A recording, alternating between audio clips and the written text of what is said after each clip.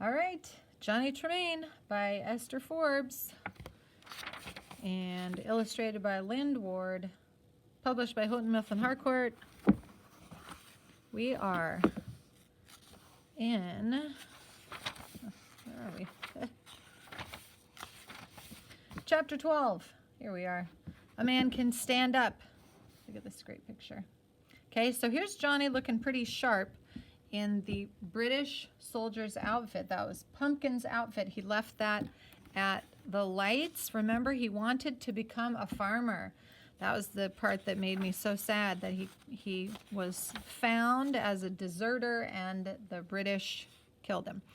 So Johnny has the uniform that Scylla had put under her bed, and he is dressing up so that he can go mingle amongst the soldiers and find out what was acting, find out what happened, how badly they were beaten, get all the details from the battles that day. So he wants to go down and mingle. So Mrs. Bessie does up his hair so that it's nice and neat, puts a braid in the back, and he's got Pumpkin's uniform. So it's he knows that he could be shot if he's impersonating a British soldier, but he feels that this is his job, and he told Dr. Warren that he was going to find out what was happening, so he is ready to do that. Off we go. Chapter 12, A Man Can Stand Up. By insignificant back alleys and little trod lanes, Johnny made his way to the ferry slip in North Boston. From there to Charlestown, boats were going back and forth.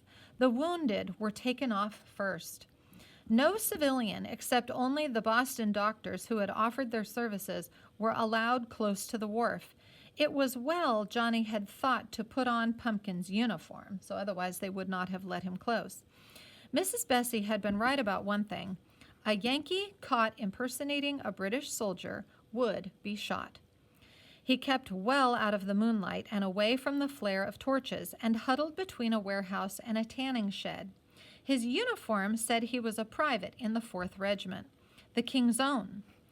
Pumpkin had not been big and bold enough for a grenadier, nor clever enough for a light infantryman. Just a simple foot soldier. Obviously, a foot soldier of the 4th would have left Boston that morning with Percy, would have mucked about for 12 hours shooting and being shot at, and he would not already be back in Boston unless he had been wounded. The smartness of the uniform, which at first had delighted him, he now saw was a danger. He lay down and rolled in the muck of the tanning shed, tore his jacket on a nail, and pulled off a button. The black and silver hat he stamped on, banged out of shape, and pulled on well over his eyes. He put mud on his face, pricked his wrist, and smeared his cheek with blood. Then he stepped out on the wharf. So that's going to complete his disguise. He should not be looking all clean and nice. He's got to look dirty, like he's been in war. An officer who had been in town all day moved up to him. Johnny saluted. "Wounded?" "Not much, sir." "Well, better report to the medical officers. They're using that house as a temporary hospital." "Others are worse off than I. I'll wait till the bad ones have been tended to." "That's the spirit. How was the fighting?" "Very heavy, sir." "Can those damned Yankees shoot straight?" Johnny had been around the regulars enough to know that was a question that should be answered by oaths, in spite of Mr. Lapham's training, like swearing. And the officer laughed and moved down the wharf. Although no townsmen, except only the doctors, were permitted on the wharf, Johnny knew that hundreds of them stood well back and in darkness, gloating. They were not saying much, only watching. Then one man began to whistle, and the next took it up, and the next, and the next. The whistling was shrill as a fife. They had not forgotten the prophecy of that morning. "They go out by Yankee Doodle, but they'll dance to it before nightfall." Yankee Doodle filled the darkness as the eerie shrilling of the hylas fill black swamps in spring. 4 more boats were coming in. Johnny dared move out onto the wharf, but he still kept well in shadow. More wounded. Could these be the very men who had started out so confidently? Bedraggled, dirty, torn uniforms, torn flesh, lost equipment, faces ghastly with fatigue and pain. Some were twisting and crying out. The first two boats were filled with privates.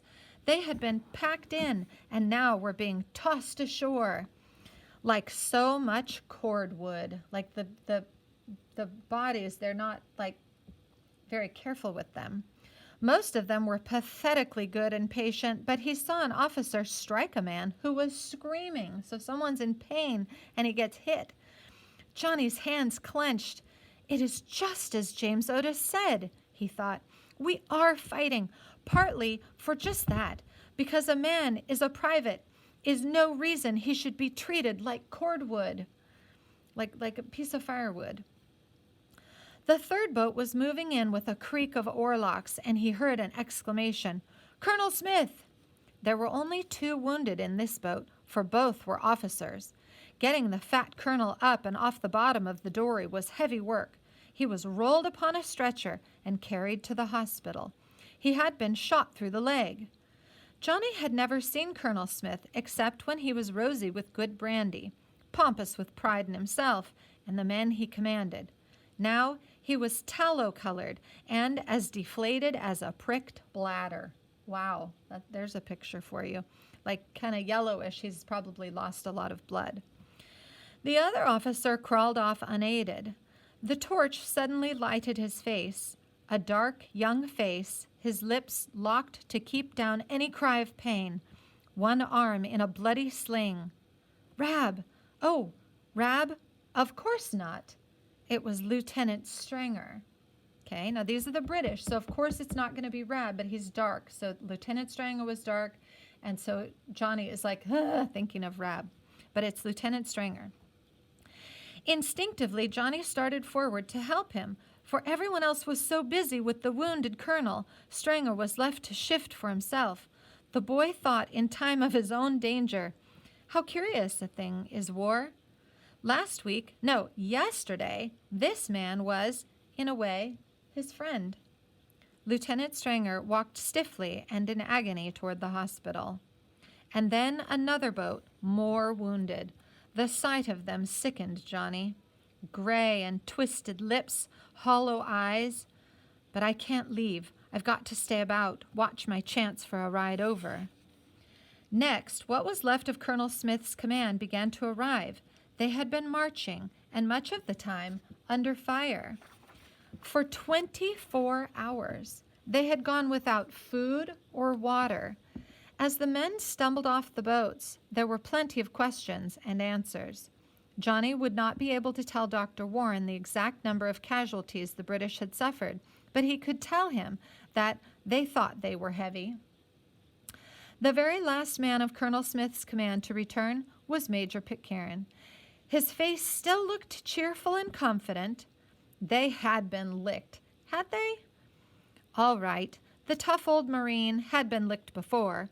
As he stepped ashore, suddenly the soldiers about the ferry slip began to cheer. "Let's get back at 'em, Major," they yelled. And so remember, to get licked is to be beaten badly. And to swear oaths would be to swear things, like you're cursing. And so like you're a bunch of men and you're cursing and swearing, like soldiers and sailors. He grinned and stuck out his jaw. "We'll take another try," he said, "and if next time we don't clean up on those—" He went off into the profanity for which he was famous to describe what he thought of their enemies. And a roar went up from the men, and that's just describing how much they love to swear and curse about the enemy. Now Johnny learned that the bulk of Percy's brigade would be left over in Charlestown, camped on Bunker Hill until the next morning. Johnny believed the time had come for him to act. The sailors from one of the boats were standing about arguing whether or not they were supposed to go to the Somerset for the night or over to Charlestown. Johnny ran up to them. "I've a message for Earl Percy." He was breathing hard from excitement, but it might have come from the running. "Get me over quick, boys." "Oh, you go whistle for your general," said one of them. "You go whistle for your mama. We're sailors, not soldiers, see?" "Just let me take your boat." "That's irregular." Well, I've got to get over, and I can't swim, can I? You ask Lieutenant Swift. He's in charge of us. The last thing Johnny wanted was to be questioned by an officer. Will you or won't you take me across? Not without orders, you little wobbler. What's up, men? A quiet voice asked. The sailors saluted. This here baby boy says he's got a message for Earl Percy. He wants us to row him over. Then you will do so. Aye, aye, sir. Nobody had asked to see Johnny's letter. Johnny was rowed across and landed at a wharf in Charlestown. Quickly, he slipped up a cobbled street, turned into a garden, stripped off his uniform, and hung it on a clothesline. He found a pump and washed his face. Although past midnight, lights showed in all but the abandoned houses. The people of Charlestown were in a panic. They dared not go to bed with over 1,000 British soldiers suddenly camped upon them. Defeated soldiers whose mood might turn ugly. These soldiers only wanted to be let alone, allowed to sleep, but the inhabitants thought they might butcher them all. Johnny glanced in at 2 or 3 taverns. British officers were sleeping in chairs, on benches, on the floors, but he remembered that one of the tavern keepers was a prominent son of liberty. There, he tiptoed in among the sleeping guests, found a 9-year-old girl servant hidden behind a flour barrel in the pantry, and got her to lead him to the summer house where the tavern keeper and his wife had moved for the night. From the tavern keeper, he learned for the first time what had happened after the skirmish at Lexington. Colonel Smith had indeed marched on to Concord, possessed the town, destroyed such military stores as had not yet been hidden. And there had been another skirmish, you might even call it a battle, at North Bridge. But from everywhere, all about, had come the Minutemen. Obviously, Smith had been a little afraid of leaving the safety of the village. He would wait where he was for the reinforcements he had sent for, even before Lexington. But Percy did not come, and did not come. Every moment, more and more Minutemen were arriving, surrounding the village. At noon, Smith had decided to try to take his men back. He dared wait no longer. Then the shooting began. The Minutemen from behind stone walls and barns, trees, bushes, had opened fire. Beaten and bloody, almost in a panic, Colonel Smith's troops struggled through to Lexington. Not until then did Percy's reserves arrive. If they had not come, every one of Smith's command would have been killed. And from Lexington, the British had drawn back to Menotomy. And from there, the wounded Scarlet Dragon had crawled over Charlestown Common, crossed into safety at Charlestown Neck, and were covered by the Somerset's guns. Covered means defended or protected by. And here they were. They had been badly beaten. What of Dr. Warren? He had been everywhere. One moment fighting and dressing the wounds, the next he had fought like a wildcat, but the innkeeper had no idea where he was now. He didn't get hurt? I'm told he had a lock of hair shot away. He came that close to death. Have you, by any chance, heard how it fared with the men of Lexington? I believe 7 or 8 of them were killed in that first volley. Do you know their names? No, but by the time the British got back to Lexington from Concord, the Lexington men were ready for them, and they fit 'em and harried 'em all the way to Charlestown. They followed them and shot at them is what that means. Okay, so end of section 1, end of this video, and click subscribe, come back again. We'll see you on the next one.